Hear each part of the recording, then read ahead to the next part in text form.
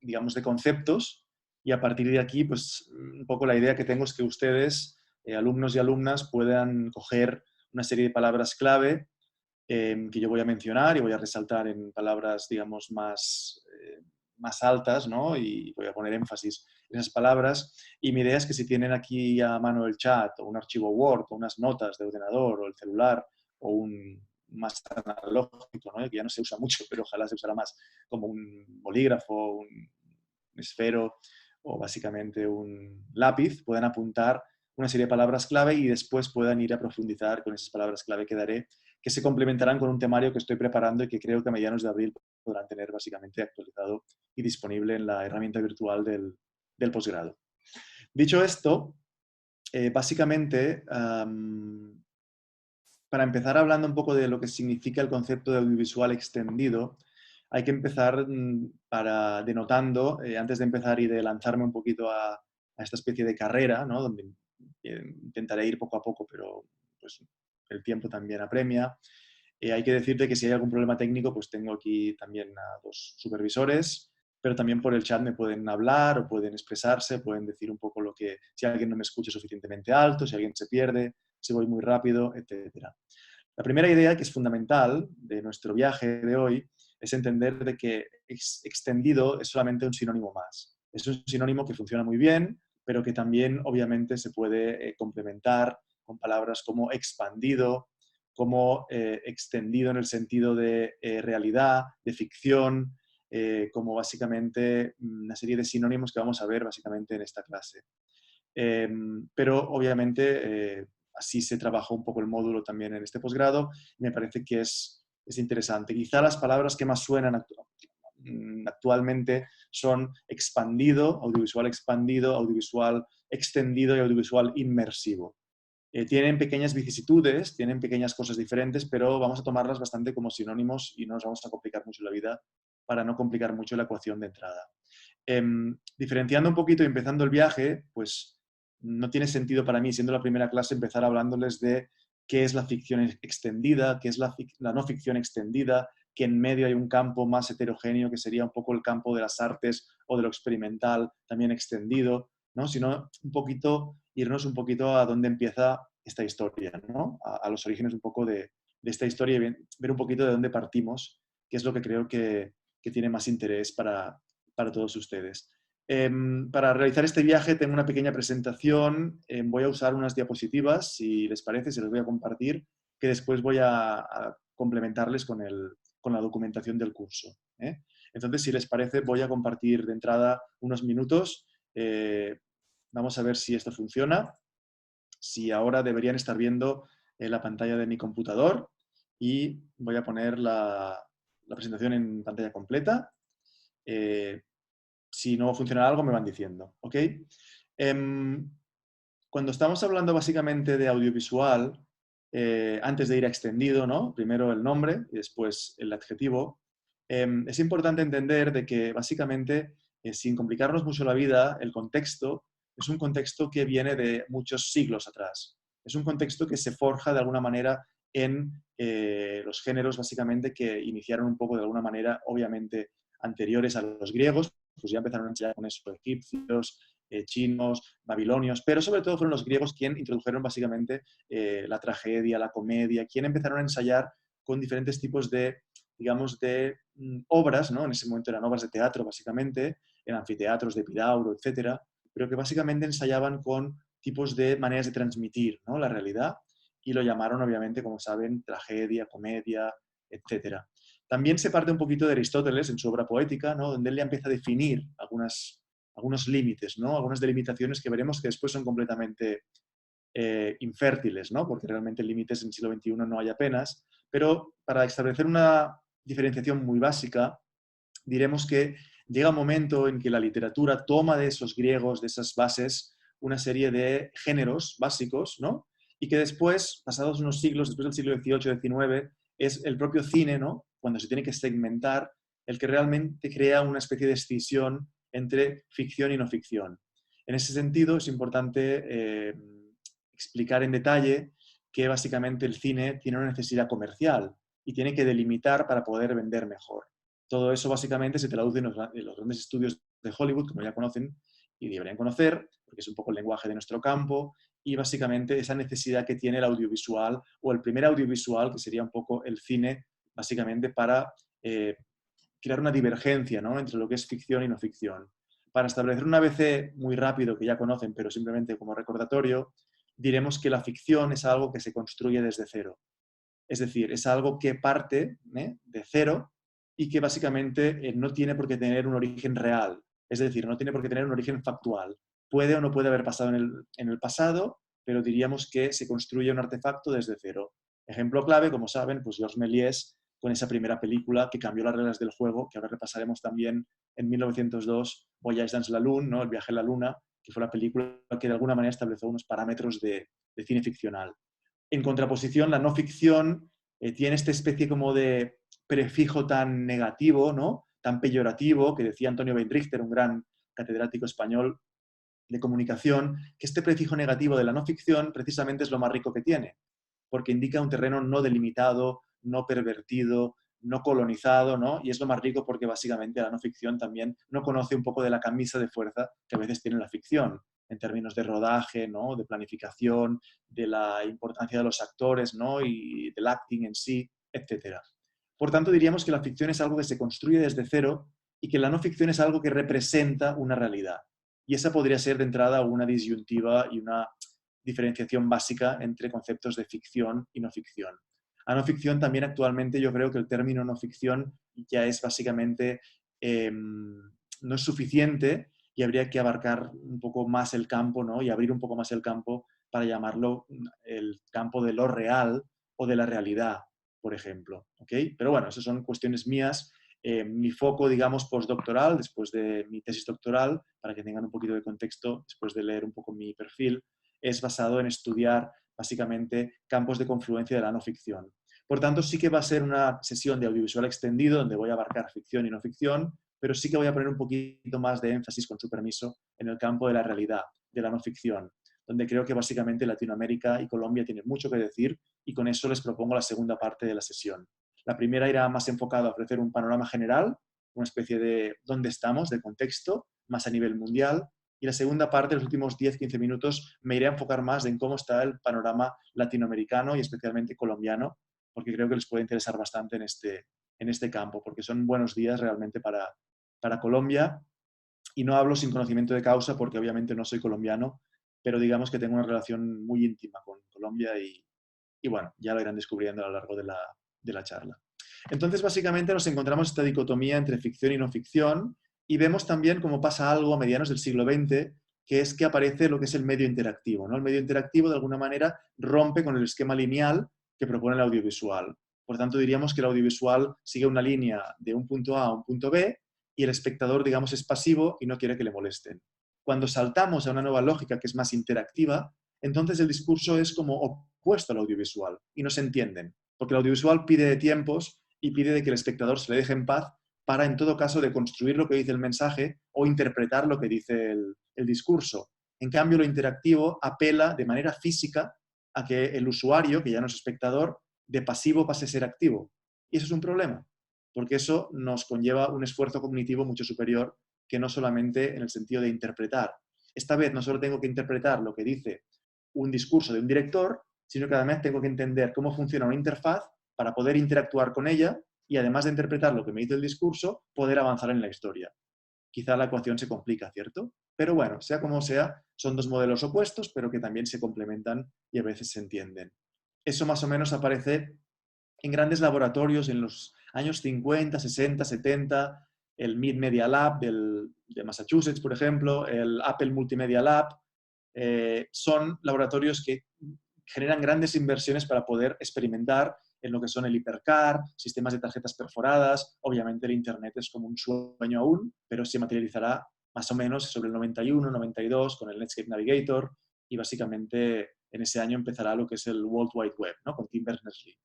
Todo esto es una especie de viaje muy rápido. No tengo intención de que se vuelvan expertos en esto, pero creo que es importante porque es el ABC para llegar, digamos, al audiovisual extendido. Hacia finales, digamos, del siglo XX y en ese artículo, ¿no?, seminal de 2002-2003 de Henry Jenkins, en que dice que existe un tipo de narrativa, ¿no?, que se expande y que tiene un centro y tendría una serie de satélites, aparecería el concepto de transmedia, ¿no?, más allá de los medios, y obviamente es un concepto nuevo que entra, que básicamente los proyectos pueden ser interactivos, audiovisuales, pero que tiene como dos grandes parámetros, ¿no? Es decir, básicamente es un relato que se cuenta a través de varios medios y plataformas, parámetro 1, y segundo parámetro, más importante que el primero, es la involucración del espectador es clave para el desarrollo del relato y de la historia. Siendo más importante, repito, esta segunda condición que incluso la primera. Por tanto, digamos que durante los últimos 100 años hemos visto una evolución desde el nacimiento del cinematógrafo hasta el momento actual, en que empieza a sonar muy fuerte el concepto de inmersividad, ¿no?, de narrativa inmersiva, y realmente estamos viviendo cambios muy, muy espectaculares. Todo esto nos lleva básicamente a esta diapositiva, que es un resumen un poco de lo que hemos visto hasta ahora, para que el que quiera pues se tome una foto, y si no, pues los apuntes lo podrán tener o esta charla quedará grabada, pero es una especie como de interpretación personal, ¿no?, fruto de mi investigación, en base a lo que hemos vivido desde el nacimiento de nuestra historia, ¿no? El nacimiento de nuestra historia, básicamente hay un elemento esencial en el nacimiento, digamos, del audiovisual, y mucho antes, que es la luz. Sin la luz, básicamente, no tendríamos nada, no tendríamos ni electricidad, ni tendríamos ningún tipo de percepción sobre lo que estamos viendo, ¿no? Esa luz que básicamente empiezan a ensayar los grandes pintores, digamos, del Renacimiento, como Leonardo da Vinci, o la Magiae Ars Naturalis, ¿no?, que es un libro básicamente también de Giovanni Battista della Porta.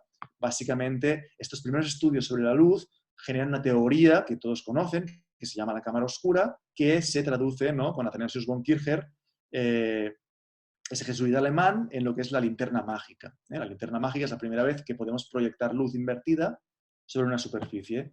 Estamos básicamente en el siglo XV-XVI, y fíjense que hasta el siglo XVIII realmente no pasa nada, ¿no? Hay una serie de experimentos, de juguetes, de pruebas, ¿no? Y ya llegamos básicamente en el siglo XIX, donde después del disco de colores de Newton, de varios experimentos, llegamos al momento clave en que esa luz básicamente se plasma en un dispositivo y podemos plasmarlo sobre un soporte básicamente físico, que es la fotografía. Y a partir de ahí, desde Nicéphore Niepce hasta básicamente Louis Daguerre, con el daguerrotipo, 1840 alrededor, se genera básicamente el nacimiento de la fotografía, que vuelve a cambiar un poco las tornas y vuelve a cambiar. Obviamente ahí tenemos otras variables también, como la imprenta, como saben, de Gutenberg, básicamente en Maguncia, en el actual Mainz alemán, y todo eso es una especie de caldo de cultivo que durante 3-4 siglos, si iniciamos en 1550 en el Renacimiento, realmente no pasa nada. Nada me refiero en el sentido de un cambio muy brusco, ¿no? Pero sin embargo, hay una serie de juguetes ópticos, básicamente, que es que ya la fotografía no es suficiente y hace falta básicamente llegar a la imagen en movimiento. Y ese 28 de diciembre de 1895, ese 28 del 12 del 95 del siglo XIX, aparece el cinematógrafo de los hermanos Lumière. Con la salida de los trabajadores de la fábrica, ese cinematógrafo se impone al kinetoscopio de Edison y aparece la primera ola, el lenguaje lineal. El modelo, lo hemos contado antes, es audiovisual. Va de un punto A y un punto B. Y se generan dos grandes bloques. Primero, el cine es de no ficción. Es un cine a medio camino, fíjense, entre documental y periodismo, porque en realidad los hermanos Lumière crearon un cine que estaba documentando la realidad, ¿no?, de los pequeños cortos, ¿no?, de 1 minuto de celuloide que se podía hacer. Pero fíjense que ponían la cámara en un sitio y no sabían qué hacer. Y era muy parecido también a una crónica, ¿no?, a una noticia. Era muy parecido también al periodismo. Por tanto, de estos primeros géneros o formatos de la no ficción, que no existían pero que se van creando, tenemos los 4 para mí que son principales: el documental, el periodismo, los museos y la educación. Pero de géneros y formatos de la no ficción hay muchísimos y tienen un peso esencial en el mundo actual.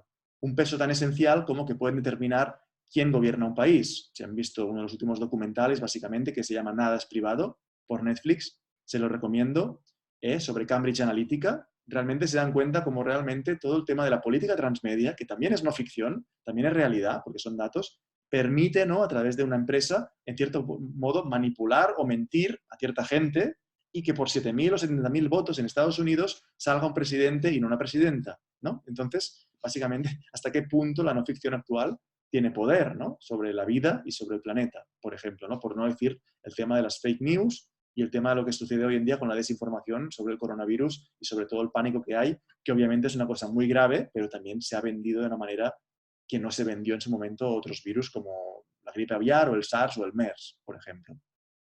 En el otro lado de la ecuación tenemos la ficción, ¿no? Esa ficción que después del nacimiento de los Lumière y que tuvieron el monopolio durante 2 o 3 años, se transforman las tornas otra vez y el señor Georges Méliès con otros grandes empresarios del campo, como León Gaumont, por ejemplo, Charles Pathé, crean productoras, crean empresas de cine y básicamente a partir de 1902 con Viaje a la Luna las reglas del juego cambian completamente y la ficción empieza a dejar a la no ficción en un lugar más, digamos, marginal.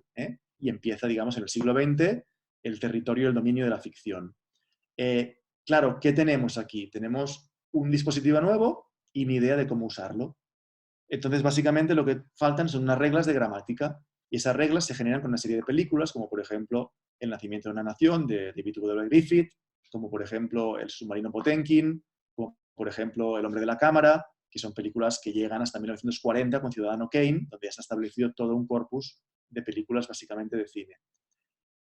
Una vez tenemos ya el lenguaje, vamos avanzando, toda la evolución va avanzando también. Evidentemente también hay una cuestión técnica que no hemos subrayado, pero que ahora vamos a hacer énfasis, que es básicamente que ya tenemos imagen en movimiento y ahora ¿qué nos falta? Pues es muy evidente que la imagen suene. Por tanto, 1927, El cantor de jazz, Alan Crosland, primera película musicalizada de la historia. Y a partir de ahí, todo va siguiendo una relación exponencial acortando los tiempos. Es decir, aparece el color en el 36, más o menos, con los nazis, Juegos Olímpicos, Leni Riefenstahl, etc.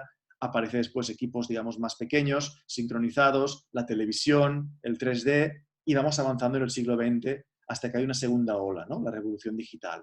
En los 70, 80, 90 entra en juego el modelo interactivo. Y a partir del videodisco, básicamente, al espectador pasivo se le está pidiendo que haga un esfuerzo y se le convierte en un usuario activo. Ya no es una película que va del punto A al punto B, sino que esa misma película del punto A al punto B se para en un punto y pide al espectador un tipo de intervención, de alguna manera, sobre la obra y sobre el discurso. Y aquí es cuando entramos en el campo de la no ficción y la ficción interactiva, transmedia e inmersiva. Entonces podríamos dividirlo en 3 grandes bloques, pero digamos que desde 70, 80 del siglo XX hasta principios bien entrados del siglo XXI, los términos interactivo y transmedia se suceden y cogen peso, por tanto los mismos géneros y formatos se transforman a otros tipos de cosas, es donde, por ejemplo, hoy en día se vende muy bien una webserie, por ejemplo, se vende muy bien videoclips interactivos también en el campo de la ficción, y obviamente también hay un cierto boom pequeñito de lo que es el periodismo hipermedia, con grandes rotativos como el New York Times o The Guardian que se unen a la fiesta, y obviamente también una cierta explosión de los museos transmedia, se explican historias de pintores desde diferentes perspectivas, porque fíjense, ¿acaso un museo no ha sido siempre transmedia de alguna manera? ¿No siempre se nos ha dado una entrada con una audioguía, por ejemplo? ¿No se nos ha dado un folleto para leer? ¿No hay unos cuadros? ¿No hay una ruta interactiva a veces? ¿No hay una aplicación que nos expande lo que nos explica el mismo pintor o su visión del mundo? Pues el museo de alguna manera siempre ha sido interactivo y sobre todo transmedia. Y después deberíamos llegar también a un nivel más profundo, si nos fuéramos a teorías de Wolfgang Isse, por ejemplo, o de Humberto Eco, de Lector in Fábula, llegaríamos a la idea de qué significa interactividad, ¿no? Interactividad básicamente no solamente es interactividad física. Aquí nos referimos a una interactividad participativa y física del usuario, pero según Humberto Eco, evidentemente, un autor deja espacios en una obra para que el lector lo rellene, ¿no? Y genera teoría de las posibilidades y de los mundos posibles. Interactividad es esto mismo, yo explicándoles una historia hoy a ustedes. Entonces, claro, hay muchos niveles de realmente en dónde nos aproximamos, ¿vale? Pero partiremos que la interactividad aquí es algo, digamos, físico, que demanda un tipo de intervención física sobre el sistema para que éste progrese. Y al final, actualmente yo creo que estamos saliendo de una revolución tercera, digamos, una tercera ola, que yo llamaría el transmedia inmersivo, donde el modelo sería la inmersión. Es decir, en el audiovisual yo observo algo y interpreto y tomo una serie de ideas de lo que me dice el director. En lo interactivo me involucro hasta cierto punto y formo parte de esa historia, tomando decisiones incluso más importantes que el audiovisual. En lo inmersivo la idea es que me meto dentro de algo, ¿no? Inmersión es meter algo sólido dentro de un líquido. Pues esta idea se puede trasladar. Yo siempre explico la metáfora de la inmersión lingüística, ¿no? Uno no aprende un idioma estudiando en una academia 3 horas a la semana. Jamás lo aprenderá bien. Lo aprende cuando se mete dentro de un país y vive y convive ahí durante mucho tiempo, ¿no? Esa es la idea de inmersión lingüística y se puede meter a inmersión religiosa en muchos sentidos. Entonces yo creo que ahora estamos en el paradigma que es muy interesante, de alguna manera, en un momento de transformación de los medios y básicamente en el campo específico, por ejemplo, de la no ficción, ¿no? Focalizándolo, tendríamos básicamente una serie de formatos y esa serie de formatos cruzarían una serie de formas de expresión narrativa. Por ejemplo, el documental, el periodismo, que serían las formas más poderosas, digamos, de la no ficción, pero en un segundo término también la educación y los museos y formas más ensayísticas o otros formatos como vídeos institucionales, como básicamente periodismo, perdón, política transmedia, como incluso guías de cocina, ¿no? Hay muchas cosas que podrían ser o podrían encajar dentro de este campo llamado realidad o no ficción. Y lo más interesante es que hay una ecuación muy interesante porque tendríamos estas 4 formas de expresión narrativas que se mezclan entre ellas y generan combinaciones realmente inimaginables, ¿no? Como la audiovisual, la interactiva, transmedia e inmersiva. Yo creo que es muy interesante de entrada pues, definir un poquito dónde nos encontramos, ¿no? Y haber hecho un poco esta especie de viaje, ¿no? Que les he propuesto en estos 15 primeros minutos de introducción, de contexto, para que todo el mundo se ubique. Si he ido muy rápido, voy un poquito más lento, pero básicamente lo que hemos hecho desde el principio de la sesión es básicamente seguir esta especie como de cronología, ¿no? Obviamente, las primeras formas de comunicación empiezan en esta primera esfera a la izquierda arriba de todo, de su pantalla, que sería básicamente las representaciones pictóricas, ¿no? De rupestres, básicamente, que ya indican escenas de la vida cotidiana, pasando por formas analógicas, es decir, pintura, escultura. ¿Qué significa analogía? Que un artista replica una analogía de la realidad sobre un soporte físico. Un pintor tiene una tela, es el soporte físico, y ahí plasma lo que ve de la realidad. Siempre hay un soporte analógico de fondo y el pintor plasma alguna cosa que ve. Esos son medios analógicos. A partir de ahí también, en el cuarto círculo, empezamos a tener ya la escritura cuneiforme también, de los griegos, macedonios, etcétera, que se traduce básicamente en el sexto círculo en la imprenta de tipos móviles, ¿no? 1450 de Gutenberg, ¿no? Tenemos la Mona Lisa que, de alguna manera, y el impresionismo y el expresionismo y grandes pinturas, ¿no? Como la Noche Estrellada de Van Gogh, que nos indican que básicamente hay toda una serie de cosas de trabajo sobre la luz y sobre la pintura.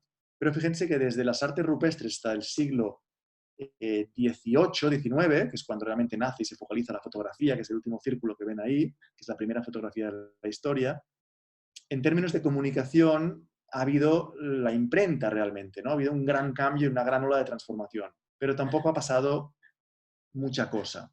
Sin embargo, a partir del siglo XX, básicamente, y los juguetes ópticos, como el zootropo, que ven aquí en el primer círculo, o la lucha entre lo que es el cinematógrafo y el kinetoscopio, segundo y tercer círculo del esquema, la aparición del fonógrafo o del sonido, o el icono, ¿no? del cortometraje de Viaje a la Luna, ¿no? Esta luna, esa especie como de bala que se incrusta en el ojo de la luna con los expedicionarios de Méliès, y las cámaras sincronizadas más pequeñas y en equipos de audio añadidos, cosas como más mastodónticas, ¿no? Incluso la televisión, el color. Vamos realmente a un ritmo en que básicamente estamos en un día avanzando lo que anteriormente necesitaba básicamente 100 años, ¿no? Es impresionante que hemos llegado al nivel de compresión de los tiempos en esta historia que hemos visto y obviamente ahora estamos en un punto que es súper interesante porque hay buenas y malas noticias, ¿no? Vamos a empezar por las buenas porque si no ya me van a cerrar la comunicación básicamente. Pero digamos que las buenas noticias son buenas y son muy buenas y son básicamente en estos 2 ejes. La primera es que grandes expertos de la comunicación y de la teoría de la imagen, como por ejemplo Antonio Richter, que ya lo hemos citado, y Josep María Català, exdecano de la Autónoma y catedrático de teoría de la imagen, Raymond Kurzweil, ¿no? Segundo de Google, y el Cibernostradamus, que se le considera porque ha hecho muchas invenciones, están diciendo que estamos en una etapa de disolución de pantallas, en la era de la transformación de pantallas más impresionante de los últimos 2500 años. Y esto no lo dice cualquier persona, lo dice grandes expertos catedráticos de universidad. Por tanto, si les atendemos a lo que dicen y a esas teorías, es un momento disruptivo y un momento de cambio. Es un momento para jugársela y para hacer cosas nuevas. Y eso actualmente se llama extendido. se llama audiovisual extendido. En ese contexto, básicamente, hay otra muy buena noticia. La otra muy buena noticia, unido que es un momento de cambio, es un momento para arriesgar, es un momento para probar, es que realmente se han hecho estudios, salió un estudio hace 3 años en ANECA, que es un organismo regulador de las universidades españolas, que se llama Libro Blanco para las titulaciones de economía digital. Si buscan en Google Libro Blanco Economía Digital, se pueden descargar este documento, que es un documento larguísimo, aburridísimo sobre universidades, pero entre las páginas 20 y 70 pueden leer las tendencias y la radiografía del sector de la economía digital. Y el sector de la economía digital sería un poco el sector, dicho en palabras más científicas, que engloba todo lo que llamaríamos audiovisual extendido. Es decir, diseñadores gráficos, videojuegos, realidad virtual, realidad inmersiva, community managers, analistas de datos, y va explicando un poco cómo se va a mover esta radiografía en los próximos años y cuál va a ser un poco el margen de mejora y de economía que se va a pagar por estos nuevos trabajos. El estudio concluye que el audiovisual en sí, es decir, sin la palabra extendido, está muy saturado, hay mucha gente que hace lo mismo y lo hace muy bien, pero que sin embargo el campo del audiovisual expandido o de los nuevos medios, que es otro sinónimo, o de la economía digital, se puede llamar, como decíamos al principio de la clase, con mucha sinonimia diferente, goza de muy buena salud y que en Europa en 2017, o en 2018, perdón, cuando salió el estudio, estaban muy preocupados porque decían que ahora en 2020, solo en Europa, faltarían 800.000 plazas de personas que no están preparadas, digamos, o que no saben aún, porque no han podido estudiarlo, trabajar en campos de la economía digital. Y no me estoy refiriendo a que habría crisis en la economía digital. La Unión Europea se preocupaba porque no habría gente preparada para poder asumir esas plazas de trabajo dentro de la economía digital. Ahora imagínese cómo estaría ese campo en Latinoamérica, por ejemplo. Sería realmente interesante, yo creo, pensar en esa cosa. Por tanto, de alguna manera, para sintetizar esta primera parte, este primer tercio de la clase de hoy, aproximadamente, más o menos, podemos decir, cuidado porque los tiempos no son exactos y después no me quiero meter en líos a nivel científico con otros investigadores, pero más o menos, desde el nacimiento del cine que hemos reseguido en 1995 hasta 2019, 2020, hay que actualizar esto, tendríamos el audiovisual que convive con otras formas de expresión narrativa, como la interactiva, más o menos, como la transmedia, que más o menos arranca, digamos, aunque evidentemente hay grandes investigadores que dicen que lo transmedia ya viene básicamente de la religión, porque la religión ya podría ser transmedia, obviamente, pues hay manuscritos, ¿no? Como los testamentos, hay vitrales, hay performance como las misas, hay mártires, etc. Y a partir de la implementación y la inversión tecnológica, diríamos que en 2015 vivimos una aproximación básicamente a todo lo inmersivo, que creo que también es muy, muy interesante también verlo y tomarlo desde este punto de vista. Entonces, básicamente, todo esto nos conforma como un panorama que yo creo que es muy interesante y que nos deja un poco como un buen sabor de boca para ir avanzando un poco en esto. Voy a dejar de compartir la pantalla. Ahora ya básicamente me deben ver a mí. ¿Sí? Vale. Entonces, he ido un poquito rápido, lo sé, pero quería cerrar un poquito. En todo caso, las preguntas, si quieren, si las almacenamos para después, en esos 15 minutos, después las reseguimos para que no tengan que ir leyendo el chat y pueda avanzar explicándoles un poco más adelante de qué se trata. ¿Vale? Llevamos media hora, más o menos, aproximadamente. Vamos a dedicar 15 minutos más a la parte final, un poquito de esto. Y Arnau, si os una pregunta pequeñita que aquí nos hace Mauricio Moreno como para no perder el hilo. ¿Podría por favor repetir el nombre de ese estudio sobre economía digital? Gracias. Sí, el documento se llama, a ver, un momentico, que yo lo tengo por acá, y os voy a dar, si os interesa, os voy a dar la referencia exacta, aunque se puede encontrar de manera bastante fácil en el Google, pero no hay problema, yo os lo doy. Este es el estudio. Voy a compartir la pantalla otra vez. ¿Sí? Un momento, que es muy fácil por el Zoom, por esta herramienta. ¿La veis? ¿Sí? Este es el nombre del estudio, Libro Blanco para el diseño de las titulaciones universitarias en el marco de la economía digital. ¿Vale? Este es el documento que os podéis bajar. Si alguien no pudiera bajarlo porque a veces está un poco capado, yo se lo enviaría a Diego y os lo comparte. No hay problema, no es un documento, digamos, restringido ni nada. ¿Vale? Que aquí pone situación de las tendencias del sector de la economía digital. Y os va explicando básicamente una por una, ciencias de datos, redes de comunicación y centro de procesos de datos, seguridad digital, videojuegos, realidad virtual y mundos virtuales, cross reality, ¿vale? Son todo tema básicamente de nuevos medios, de economía digital, Serious Game. Hay estudios que están actualizándose ahora y que van a salir, o sea, esto ya tiene un par de 3 de años, pero sí que da un punto muy interesante de cómo estaba el panorama en 2017, 2018 y este estudio es el que arroja básicamente esta noticia, que es la que os comentaba anteriormente, ¿no? Las titulaciones del ámbito de la economía digital son insuficientes. En la Unión Europea puede llegar a faltar 825.000 profesionales en 2020. Entonces, es un campo que las buenas noticias en crisis no hay.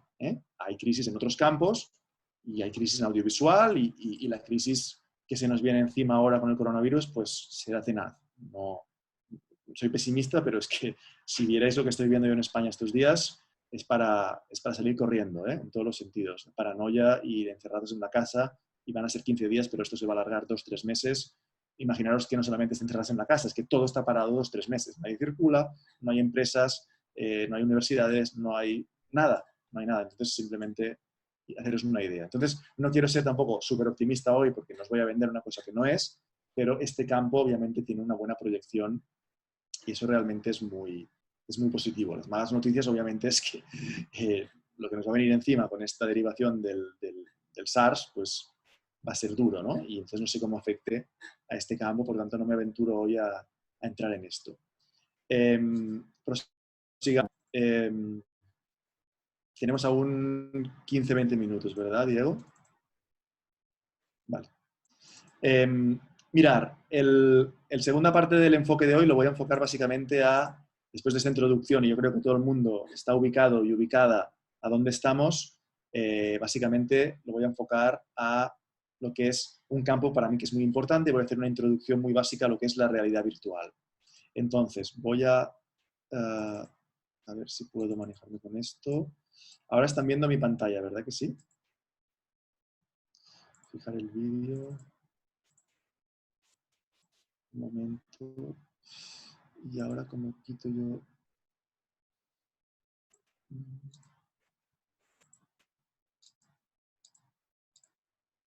Aquí, deja de... Ahora. Vale, ahora ya me están viendo a mí. Otra vez. El audiovisual extendido obviamente tendría como varios campos, ¿no? Obviamente tenía 2 grandes bloques que hemos reseguido, que sería ficción, no ficción. Obviamente en medio hay un campo que es el experimental, el artístico, que no voy a entrar y reseguir porque es muy complicado, pero sí los 3 grandes géneros. Pero digamos que lo extendido hoy en día básicamente se focaliza hacia un concepto en general que se llama narrativa inmersiva. ¿Qué es la narrativa inmersiva básicamente? La narrativa inmersiva, cuidado, porque muchas veces hay como una especie de confusión, ¿no? Nos imaginamos que inmersiva significa básicamente unas gafas de realidad virtual. Y el concepto de inmersivo va mucho más allá. El concepto de inmersivo comprende un mundo que es enorme, un mundo que es definido como un continuo entre realidad y realidad extendida, según una serie de autores que ahora veremos un poquito en detalle, que les daré algunos nombres, pero básicamente se focaliza básicamente en que tienen que entender de que sí, la narrativa, la realidad virtual es una parte muy importante de la narrativa expandida. De hecho, los headsets, básicamente los cascos de ojos, son lo que más se usa en realidad virtual en el momento actual, pero narrativa interactiva también obviamente, contiene conceptos como vídeos 360, como mapping en 3D, fotografía panorámica, evidentemente todo el tema de realidad virtual, ¿vale? O sea, el concepto es muy amplio y se combina entre sí. Por tanto, comprende conceptos como realidad virtual, realidad inmersiva, realidad mixta, inteligencia o realidad artificial. Entonces, claro, cuidado porque este campo es mucho más grande de lo que aparenta.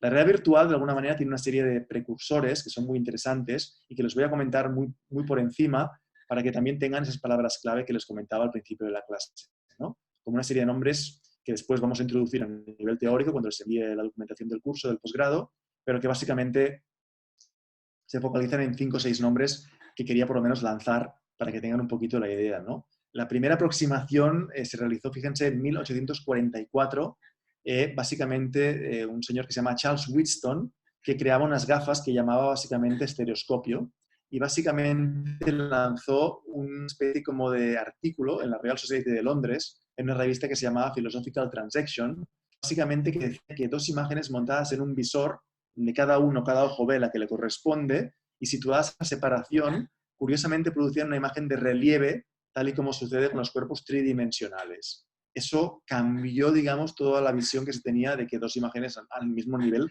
no se podían percibir en una profundidad diferente, ¿no? Y es la base, básicamente, del 3D y de la realidad virtual. También hubo grandes inventores en ese tiempo de la simulación audiovisual como Fred Waller, ¿no? Fred Waller básicamente creó una imagen panorámica con cierta curvatura, ¿no? Y lo llamó Bitarama y después lo tradujo al Cinerama. El Cinerama básicamente es el primer cine expandido, digamos, de la historia. Filmaba 3 cámaras, básicamente, y proyectaba por medio de 3 proyectores de 35 milímetros, ¿no? Que trabajaban sincrónicamente. Eso, digamos, que después Yang Youngblood, por ejemplo, lo estudió en cine expandido, ¿no? En 80 hizo un gran libro, también basándose en las teorías de Fred Waller, pero sin embargo, quien explotó más el tema de precursor, digamos, de lo que es la realidad virtual o narrativa inmersiva es Morton Heilig, ¿no? Morton Heilig realmente era un inventor que estaba fascinado con los inventos de Fred Waller y en 1958 patentó lo que se llama el sensorama, ¿no? Él creó una máquina anterior que se llama sonorama, pero después creó el sensorama. El sensorama era una máquina que ofrecía una especie de respuesta sinestésica. Es decir, era una especie de máquina como los juegos recreativos, te metías dentro y había un volante móvil, una cabina con asiento que se movía toda, gafas estereoscópicas con reposacabezas y 2 altavoces estéreo a cada lado. Además emitía olores y ruidos, ¿no? Y de alguna manera simulaba básicamente una especie de conductor que iba por Brooklyn eh, repartiendo pizzas y también se podía oler hasta la gasolina. Y eso estamos hablando de 1958, realmente. Él lo describió como un teatro de la experiencia, ¿no? Fijaros cómo ya unía palabras que han sido muy importantes como teatro o experiencia. Y todo este concepto, ¿no? Que inicia Charles Wheatstone, otros inventores, pero ahora vamos un poquito a resumir lo más clave, Fred Waller y Morton Heilig, básicamente, lo retoma después un personaje muy interesante del MIT que hizo su tesis que se llama Sketchpad, que es Ivan Sutherland. Ivan Sutherland, de alguna manera, contribuyó de manera clave a lo que son los gráficos computerizados por ordenador y básicamente también inventó lo que es el Head-Mounted Display, ¿no? Que son esta especie de visores que han patentado, como saben, pues Oculus y todas las grandes marcas de gafas, ¿no? De alguna manera, todo esto lleva después a un personaje que es Jaron Lanier, en 1989, a describir un entorno simulado por ordenador y lo define, ¿no? Y le dan una nomenclatura, ¿no? El coining name, que se llama, ¿no?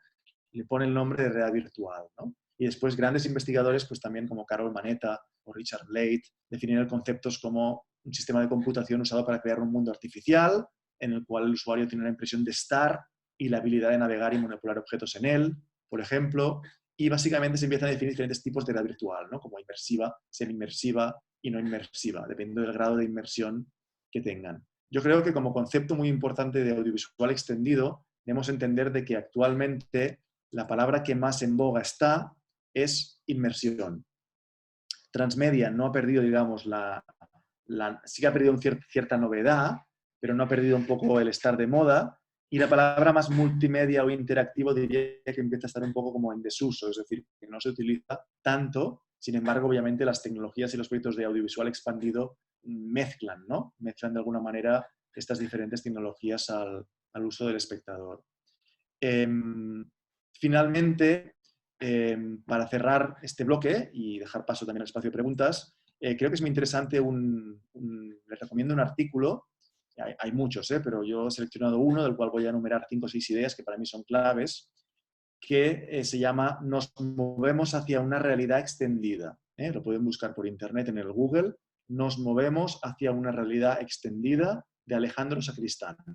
Este es un post creo que es del País Economía, pero me pueden corregir, porque a lo mejor me equivoco. Pero en este artículo, Nos movemos hacia una realidad extendida, de Alejandro Sacristán, él comenta básicamente que va a haber una fusión efectiva del mundo digital y el mundo real. Y que básicamente hemos ido trabajando estos últimos 25 años construyendo y poniendo a punto unas tecnologías como por ejemplo él cita interfaces tangibles, realidad aumentada, realidad virtual, telepresencia. Y todo eso, fijaros que sería narrativa inmersiva, no solamente sería virtual. El concepto es muy grande. Y esto fue definido por dos grandes investigadores, fijaros, en el 94, en 1994, Paul Milgram y Fumio Kishino tienen un artículo que se llama el continuo, ellos definen una cosa que se llama el continuo realidad-virtualidad. Es como un continuo que va de izquierda a derecha y que define todas las formas de lo que actualmente se ha llamado con el concepto de, en inglés, XR o en español RE. XR sería Extended Reality en inglés y RE sería realidad extendida. Este es un concepto que van a escuchar mucho en los próximos años y que de alguna manera englobaría todo el concepto de no ficción sin olvidar también la ficción, porque ya no se, volviendo un poquito al principio de la conferencia hoy, ya no van a haber bordes, ¿no? Todos los bordes, las fronteras, las limitaciones han servido muy bien a la industria de Hollywood, a la literatura, para segmentar géneros y formatos. Y son muy interesantes a nivel académico para segmentar. Pero a nivel de producción, a nivel real, a nivel del día a día, solo confunden, no ayudan. Por lo tanto, yo creo que el concepto de extended reality, ¿no? De realidad extendida, es un concepto que de alguna manera intenta aunar, ¿no? Estos conceptos y creo que es muy, muy interesante. Alejandro Sacristán los define muy bien a través de este artículo. Es un artículo muy interesante de leer, básicamente. Y lo que nos dice él es que hay un conjunto de dispositivos que están preparados y que permiten añadir información virtual a una información física ya existente. Y esto básicamente lo vamos a llamar realidad aumentada. La realidad virtual crea mundos sintéticos y pueden ser generados desde cero o a nivel de CGI hechos con video. Y esta realidad, digamos, aumentada y esta realidad virtual, si se unen y se fusionan, se crea un blending, una mezcla de una realidad mixta, ¿no? Y básicamente estos tres tipos de realidades, aumentada, virtual y mixta, van a ser cosas que en la no ficción van a tener un peso muy importante en lo que es digamos, en los audiovisuales del futuro, ¿no? Y para mí generan una rama muy importante de lo que podríamos llamar audiovisual extendido. Él, por ejemplo, cita aquí Kevin Williams, que es un CEO de una empresa muy importante de Estados Unidos, que es experto Kevin Williams en diseño de parques temáticos. Y textualmente cito de él, de Kevin Williams, dice: cuando hablamos de inmersión, no nos referimos únicamente a la realidad virtual. También hay que contar con la realidad aumentada, las proyecciones reactivas en 3D y el video mapping, entre otras cosas. Es lo que llamamos sistemas de entretenimiento de realidad mixta, ¿vale? Entonces, él va definiendo un poquito en este artículo desde la realidad aumentada, ¿no?, hasta la virtualidad aumentada, que sería todo el tema también de modelaciones en 3D, por ejemplo, ¿no? Por ejemplo, os van a sonar simulaciones de vuelo, por ejemplo, medicina en 3D, donde podemos ver el órgano del paciente que está enfermo en 3D antes de operar. Todo esto lo llamaríamos, por ejemplo, realidad aumentada, ¿no? Por ejemplo, y en el otro extremo del espectro define también lo que es la realidad virtual, ¿no? Pero básicamente hay diferentes tipos de realidad virtual donde tendríamos que entrar, porque está la realidad virtual de desktop, ¿no?, de ordenador, la parcialmente inmersiva, ¿no?, o la completamente inmersiva. Incluso Jacobson, que es un investigador, incluye aquí una cuarta VR, digamos, de simulación. Entonces, básicamente, y por no entrar también en los sistemas CAVE, ¿no? Los sistemas CAVE, digamos, son los sistemas que recrean todo un espacio como una especie de cueva inmersiva a través de sensores, a través de instalaciones y todo el tema que no entraría hoy tampoco de instalaciones interactivas e instalaciones inmersivas. Por tanto, claro, nos encontramos ya en conclusión, acabando un poquito básicamente este fenómeno, nos encontramos en un momento, definiría para acabar la conferencia de hoy, un poco agridulce, ¿no? Por un lado, estamos viendo que estamos, y voy a acabar con las noticias malas, ¿no? Estamos yendo a un mundo muy complejo, un mundo muy cambiante, un mundo donde no sabemos tampoco si el día de mañana podremos salir a la calle, literalmente.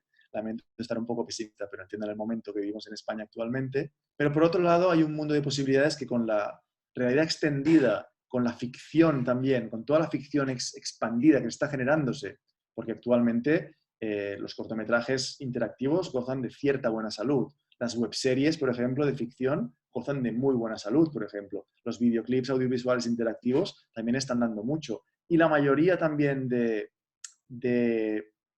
digamos, de narrativas más rápidas están enfocadas a un público joven y suceden ya básicamente en redes sociales. Es decir, una narrativa se puede originar en un whole rabbit, es decir, en un agujero básicamente de conejo, que es el disparador, el trigger en un YouTube, puede saltar a un Instagram y puede acabar en un Twitter, por ejemplo, ¿no? Y cada red social tiene un tipo de provocación, un tipo de goal, ¿no? De objetivo para lograr. Entonces están generando muchas estructuras también de la propia narrativa. ¿Para qué vas a crear una interfaz nueva si nadie va a ir ahí? Si ya existen. Pues usa Facebook, usa YouTube, usa Instagram, usa lo que ya existe y está en boga, ¿no? Por lo tanto, por un lado, la ficción está en un momento muy dulce, hay grandes presupuestos, las series, la televisión, las plataformas, Netflix, HBO, demandan también contenidos interactivos. Fíjense, por ejemplo, ¿no? El Bandersnatch, ¿no? Cada vez Netflix también se está metiendo con contenidos interactivos. Gran noticia, porque hay mucho presupuesto ahí. Y por otro lado, a esta especie de boom de la ficción y de todas las series, webseries y este continuo, empuja lo que es el concepto de realidad extendida, ¿no? Y viene muy fuerte en el campo de la no ficción y de lo factual. Por lo tanto, yo creo que hay como un escruce, por no decir el momento también dulce, sin dinero, pero que está viviendo el arte, ¿no? Y lo experimental, las formas del ensayo, ¿no? A medio camino entre ficción y no ficción. Por lo tanto, hay un momento muy dulce a nivel de modelos y de formatos, ¿no? Muy, muy fértil, muy híbrido, pero por otro lado estamos enfocándonos a un mundo en que cada vez hay menos dinero también para hacer cosas, ¿no? Y eso hace que realmente contribuya un poquito. Para finalizar, voy a acabar con una reflexión muy rápida, que es lo que me quedó pendiente, que es básicamente como el estado de Latinoamérica y Colombia. Yo creo que el mundo está en lo inmersivo actualmente. Creo que en un poco lo interactivo y lo transmedia en general, a nivel internacional, pasó de moda, creo, quizá me equivoco, pero pasó de moda, ya no tiene la fuerza que vivió entre 2010 y 2018, por ejemplo, pero creo que Latinoamérica ha vivido como una segunda juventud, porque obviamente no había arrancado, y esa ola que de alguna manera abarcó Europa y Canadá y Estados Unidos entre 2011-12, 2018, por ejemplo, en mi campo, en el documental interactivo, el periodismo y la no ficción, ahora lo está viviendo de lleno Latinoamérica. Y básicamente creo que está metido en esa ola países como Argentina, como Chile, como Colombia, y creo que están entrando en esa ola otros países como por ejemplo México. Bueno, no es que me lo invente, es que de hecho estoy involucrado con varias actividades, ya tengo muchas, y me doy cuenta que afortunadamente en Colombia no está bajando esto. No significa que esté al nivel de otros años, pero en Colombia digamos que hay una inversión aproximadamente, quizá anual, ya no entro en videojuegos porque es el reino máximo de la ficción, digamos, ahí no es mi terreno y no entiendo de videojuegos, pero el videojuego se lo come todo. Pero diríamos que básicamente en el campo de la no ficción o de la ficción más humilde, extendida y expandida, Colombia puede estar invirtiendo del orden de millón y medio de dólares al año. Esto es una barbaridad, comparado con países como España, por ejemplo, ¿no? Que no se invierte nada prácticamente, o 100.000 euros al año, por ejemplo. Entonces, dejando aparte los videojuegos, repito, ahí no entro porque eso no lo puedo comparar y hay un buen mercado de videojuegos. Pero me refiero, hay oportunidades en Latinoamérica, los latinoamericanos están acostumbrados, que no debería ser así, a trabajar con las uñas, a trabajar con lo mínimo, son personas mucho más, en este sentido, supervivientes, en el sentido resilientes, de producir cualquier cosa que en Europa ni se le medirían, por ejemplo. Y yo creo que hay muy buenas noticias en el sentido latinoamericano. Hay buena salud, también he estado varios años en la Escuela de Cuba, de San Antonio de los Baños, hemos producido 4 interactivos, cuando ni siquiera en Cuba los pueden ver porque no tienen internet, pero en el mundo sí, cosas de la vida, ¿no? Paradojas de la vida. Pero realmente creo que México está levantándose también con Ambulante, con el Colaboratorio, con el RULE, con SAE, con el Centro de Cultura Digital, con el gobierno, con educación, con Transmedia. Y Colombia tiene algo ya muy, muy realmente consolidado, ¿no? Como son grandes ayudas a nivel de gobierno también, Ministerio de Cultura, Cinemateca, Crea Digital, el FDC también con cortos transmedia actualmente, también da una buena plata. Hay formación, hay universidades, está la suya, la de Caldas, está la Tadeo, la Javeriana, los Andes, EAFIT, la del Valle, y hay festivales, no voy a entrar ahí, o sea, es evidente, ¿no? Está el BAM, está el Barcelona Medellín, está el Festival también de Cali, el Fichi, está el MIPDO. O sea, creo que Colombia realmente está en un nivel envidiable, a nivel de audiovisual de expandido, envidiable. Que cuesta, que hay mucha burocracia, que te dejas las noches enviando papeles, sí, sí, en como cualquier país. Pero la oportunidad, y con eso acabo, es muy óptima para hacer cosas. Y no quiero ser más pesimista, pero en la vida todo, como saben, es el cambio, es la base del cambio, es una montaña rusa. Y todo lo que sube, bajará. Y ahora en Colombia está bastante arriba, y en Argentina está bastante arriba, y en Brasil hace 2 años hicimos una exposición increíble en Río de Janeiro de 5 plantas dedicadas a lo interactivo, transmedia e inmersivo, que se llama Mostra Backnet. Entonces, bueno, en Latinoamérica esto está vivo, en el mundo cayó un poquito, pero se trata de aprovechar la ocasión y básicamente de intentar buscar financiación a través de Argentina, Chile, México, Colombia y básicamente Brasil, les diría así un poquito de entrada. Y bueno, hasta aquí puedo leer.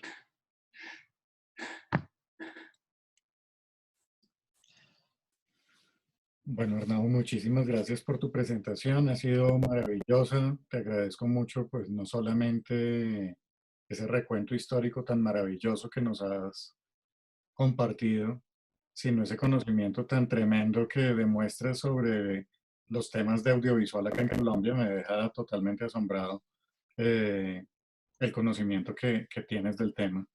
Em, entonces, pues entramos a la parte ya de preguntas. Ya los compañeros venían haciendo algunas preguntas, entonces voy a retomar.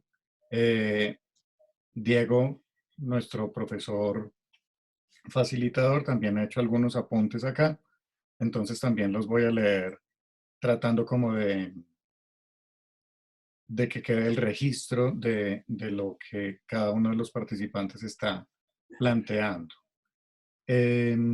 Inicialmente, el profesor Diego Sosa comenta que también está el documental sobre la biblioteca digitalizada que Google pretendió implementar hace unos años, una nueva de Alejandría, por así decirlo, y cómo no, y cómo ese intento generó una controversia por derechos de autor y por cómo Google usufructuaba de los datos de los usuarios.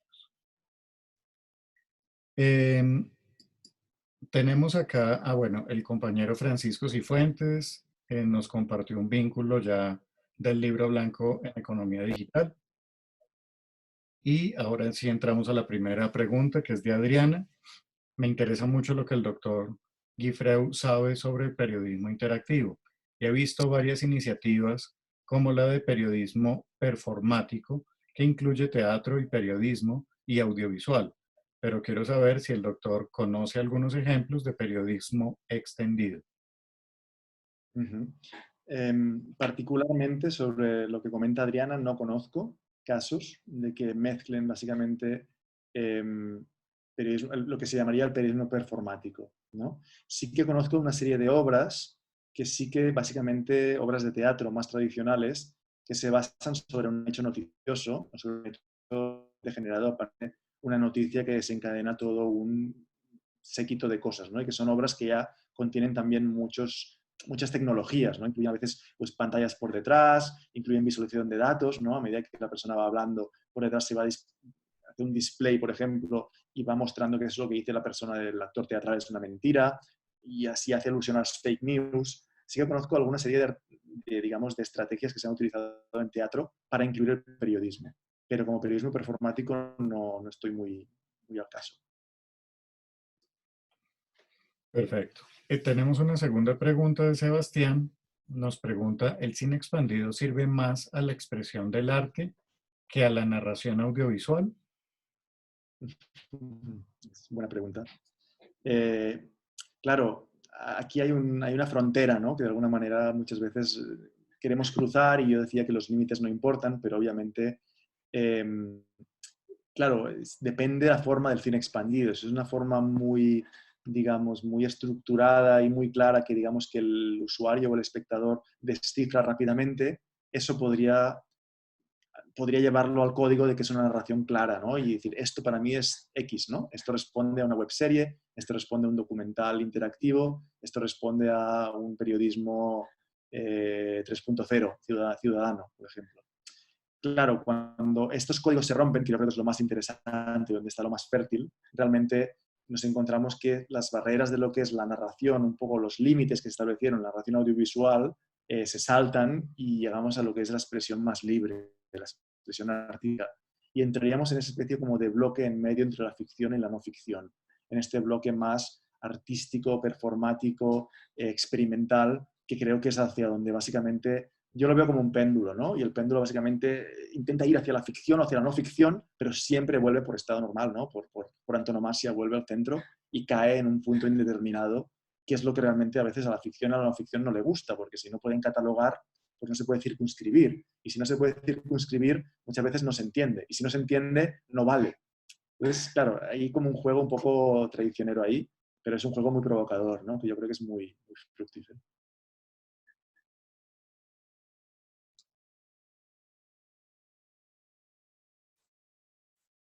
Ahora te perdemos el audio, Diego. Ya Ahora. estoy, perdón. No lo había activado. Andrea Carolina Camacho Yáñez nos pregunta, buenas noches. Ante el avasallante número y opciones de nuevas tecnologías, inmersión, audiovisual extendido, realidad virtual, mixta, etcétera, y contraponiéndolo a la crisis de contenido o necesidad de nuevos contenidos que actualmente tiene la industria en su concepto, y volviendo a hablar del concepto clave de la importancia de la gramática, ¿dónde cree que existe el problema para crear? Son preguntas muy profundas, ¿eh? Las de estos estudiantes. Realmente son bien largas y son bien críticas. Me gusta. Son bien... Em, a ver, am, yo creo que crisis de contenido no hay y creo que la gramática, vuelvo al principio de la clase, ¿no? Por eso lo puse encima de la mesa. Cuando los Lumière hacían básicamente cine, no tenían ni idea qué estaban haciendo. Estaban poniendo una cámara, tenían un minuto de celuloide, grababan y lo emitían. Pero sabían que eran los primeros que lo hacían y que dejarían una imprenta. Y tuvieron 2 años el monopolio del mundo, del 85 al 80, perdón, del 95 al 97, y después abrieron el monopolio. Pero ya habían creado todos los géneros y formatos, la comedia, no sé qué, regado, por ejemplo. Habían enviado 200 operadores a grabar, habían iniciado la filmación fílmica de cada país del mundo casi, habían dejado un legado increíble. Con los nuevos medios, yo creo que con el audiovisual extendido, yo creo que estamos un poco en el mismo punto. No sabemos qué estamos haciendo, estamos probando. El señor Enzo Ferrari no creó un Ferrari el primer día. Primero tuvo que hacer muchos coches malos y al final salió el Ferrari, ¿no?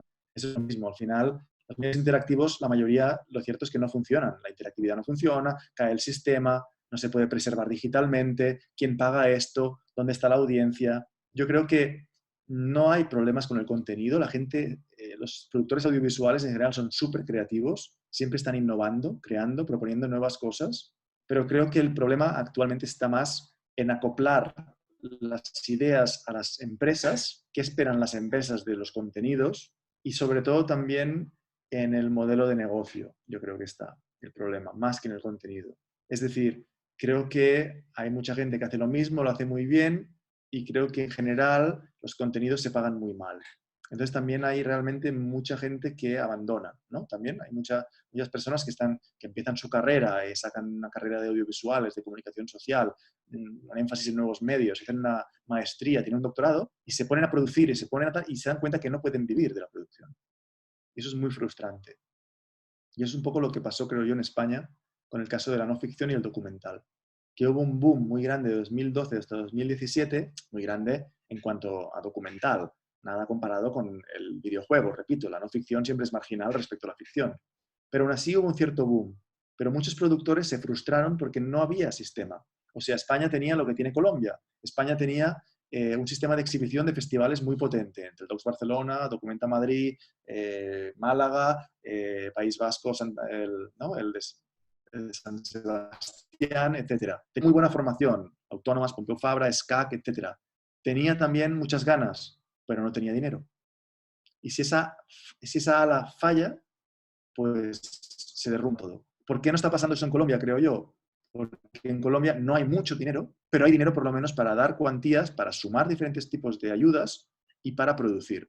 Y eso permite que Colombia vaya sacando cada año 5, 10, 15, 20, 50, por ejemplo, documentales interactivos o documentales transmedia o videojuegos. Y eso permite un nivel. Es pequeño, pero permite un nivel.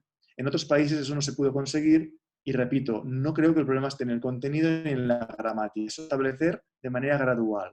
Necesitamos aún 10, 20, 30 años. Bueno, ya saldrá. Pero lo más importante y que dudo a lo mejor que haya es dinero. Y cualquier país para eso necesita dinero. ¿Por qué Canadá y Francia lo consiguieron, Canadá y Francia, estos estándares? ¿Por qué? Porque había gran tradición documental, en el caso del documental interactivo, porque había cutting edge en el sistema de que son gente que aporta la tecnología, pero habría un gran sistema de ayuda social a la creación y a la cultura, cosa que ni España ni Colombia tienen, por ejemplo, ¿no? Pero en Francia y en Canadá se dieron. Y estos países están a años luz a nivel interactivo y transmedia de todo el mundo. Pero porque había una gran ayuda a fondo perdido del Estado. Por lo tanto, si no hay este elemento económico, para mí, siento ser pero yo vengo de un festival como el Docs Barcelona y somos muy pragmáticos. Es muy bonito pensar y crear contenido y tener ideas. Oh, qué creativo soy. Pero al final del día, si no hay un dinero, tú no puedes comer y no puedes crear. Punto. Y creo que ahí hay que ser pragmático y hay que ser duro con esto. Muy bien, Arnau. Acá Diego nos estaba comentando después que hay varios incentivos por parte del gobierno para proyectos de no ficción en el caso de Colombia. Totalmente de acuerdo. Y posteriormente, complementando la pregunta de Andrea Carolina, eh, estaba mencionando que el tema de la gramática sigue siendo vital, pero su ejecución depende del tipo de narrativa que deseas plantear, lo que en el medio digital significa quién es mi usuario. Incluso en los videos de TikTok se siente que esta herramienta, se siente que está la herramienta, pero temas como el raccord o continuidad se nota. Uh-huh. Eh, Nos hace otra participación diciéndonos que parece ser que a los más jóvenes el tema gramatical no es un factor tan crucial. Uh-huh. Y acá tenemos una nueva pregunta de Manuel que te dice, hola Arnau, con respecto a lo que hablabas de la realidad extendida, ya los bordes o límites de las producciones audiovisuales se empiezan a perder. ¿Cuál cree usted o qué predicción puede dar de lo que podrá ser la nueva pantalla del futuro? Uf. Eso mejor que lo diga Raymond Kurzweil, que es el cibernostradamus. Yo solo soy un pobre humilde investigador, pero no me aventuro mucho como futurólogo, la verdad. Yo creo que vamos a ver cosas que ni nos imaginamos ahora y vamos a verlas pronto. Y me aventuraría a decir, Kurzweil decía que el límite era 2029 y será un poquito más tarde quizá, pero bueno, será algo parecido a esas películas como Minority Report, como básicamente películas futuristas, en que básicamente pantallas y están del tamaño de una hoja de papel, cosas que extenderemos con las manos, completamente virtuales, cosas como Star Trek también, en el sentido de, bueno, holografías. Vamos a llegar muy rápido, mucho más de lo que nos pensábamos a todo eso, porque hay muchos experimentos como las HoloLens, etcétera, que han avanzado muchísimo y ni siquiera hemos atisbado a ver lo que están haciendo realmente grandes laboratorios hasta que lo lancen. Pero vamos a ver cosas. Y obviamente sí que estoy de acuerdo, pero la gramática entendida como narrativa, yo no entiendo la gramática tampoco como un plano detrás de otro, entiendo la gramática como explicar una historia, eso es fundamental. Y por mucho que nos digan, esa es la clave de todo, estamos hablando desde el minuto cero de hoy en tecnología, pero repito como empecé, lo importante no es el adjetivo, es el sustantivo. Lo importante no es transmedia o interactivo, inmersivo o audiovisual, es la historia en sí. Lo importante es la narrativa, qué tipo de narrativa contamos. Después ya vendrán herramientas para contarla, pero primero contar la historia. Y para ello debemos dominar un mínimo de gramática, de que en cada forma de expresión narrativa es diferente, claro. Por lo tanto, la ecuación se complica. Sí, continuando con esa misma idea, precisamente Andrea Carolina nos comparte que seguramente contestando o Sí. o respondiendo un poco a lo que planteaba el profesor Diego, no creo que por ello no deba ser importante la gramática. Creo que se refería frente a que a los jóvenes no necesariamente es un factor tan crucial.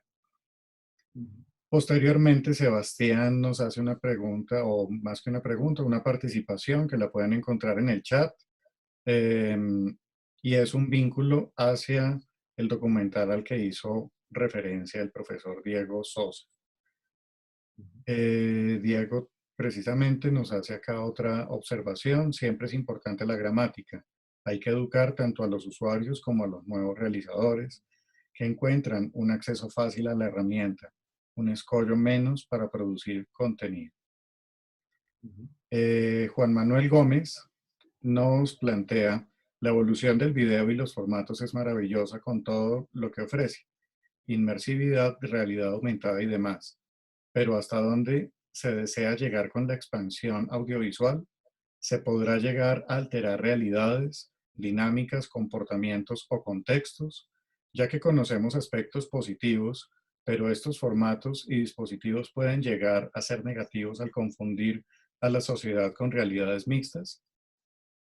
Ujú. Sí, claro, eso es muy buena reflexión y es evidente.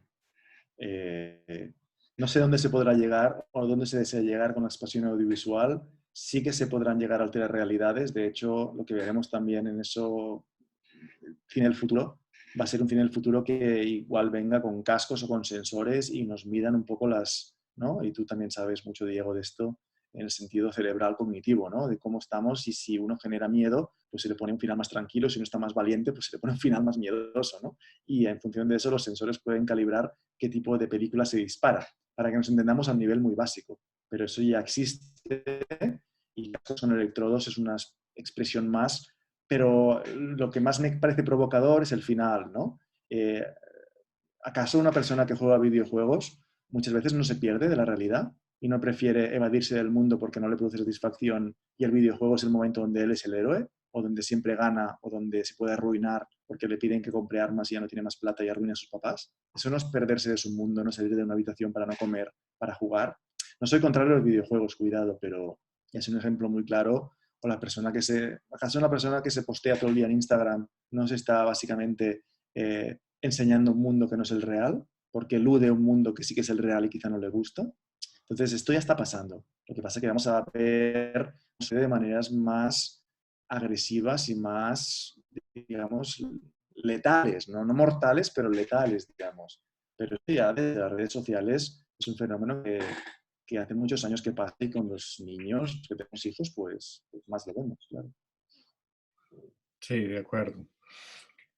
Eh, Posteriormente, el profesor Diego nos comenta, muchas gracias, o le comenta a Sebastián, muchas gracias Sebastián. Este documental es para ver de la mano con el profesor Arnau. Alude sobre Cambridge Analytica. Sí, se llama Nada es privado. Lo Ujú, pueden encontrar en Netflix. ok. Y que, bueno, ganó el Oscar al final el último, que también es muy interesante, American Factory. Es un documental audiovisual que recomiendo mirar porque pone un poco la dualidad entre Estados Unidos y China, que ha sido un poquito el origen también del coronavirus, de alguna manera, esta lucha comercial.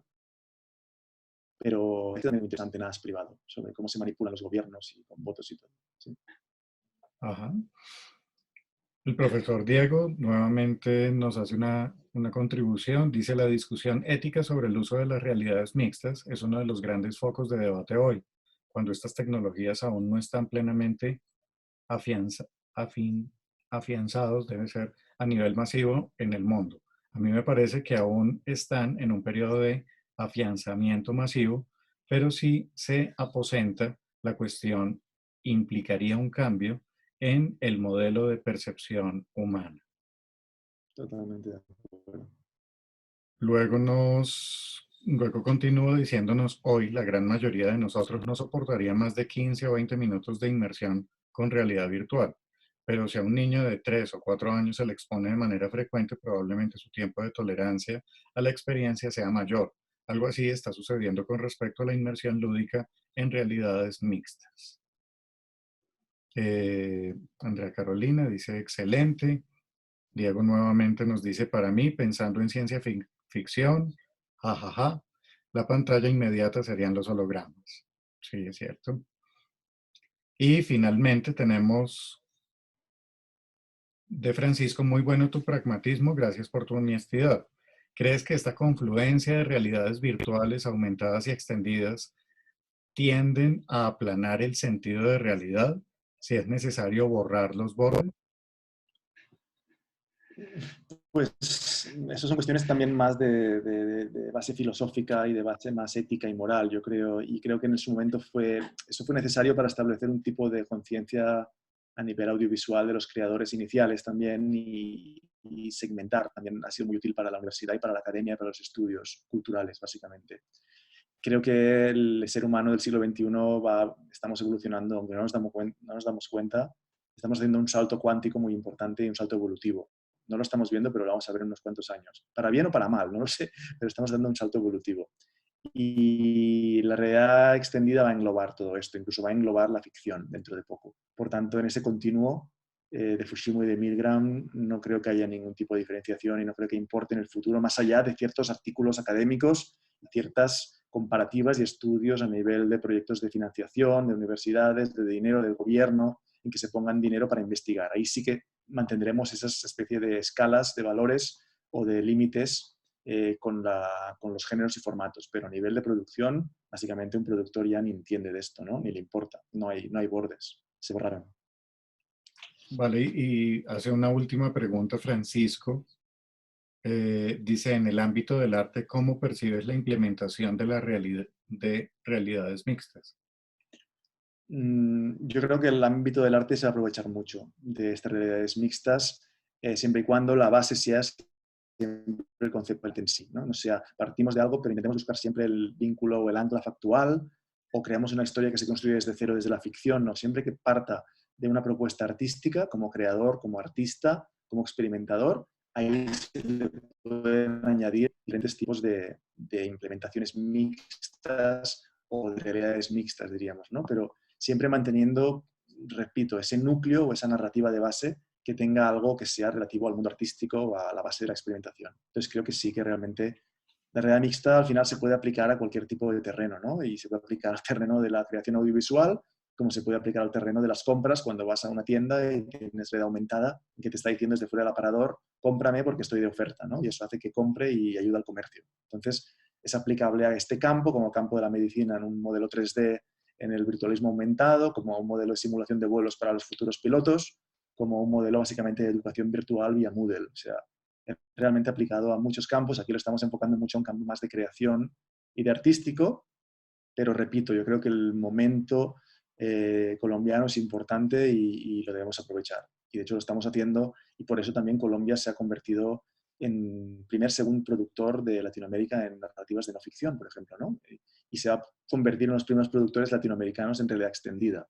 No sé si le podrá competir, obviamente, a Francia, Canadá, Inglaterra, Alemania, a Estados Unidos, grandes países que tienen mucha más plata privada para invertir. Ya no pública, porque ya no hablo de dinero público, porque no sé cómo están las arcas de los países con todo lo que se viene. Pero a nivel privado no podrá competirle, pero que será uno de los mayores productores también a este paso de experimentos y de realidad expandida, no tengo ninguna duda. Gracias de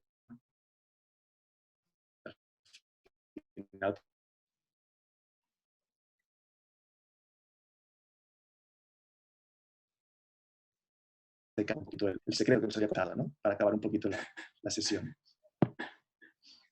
Vale, pues ya se nos cortó ahí al final un poquitito tu voz en la última idea, pero yo quería, pues Sí. ya para finalizar, pues nuevamente, Arnau, agradecerte muchísimo la participación a esta charla, nuevamente.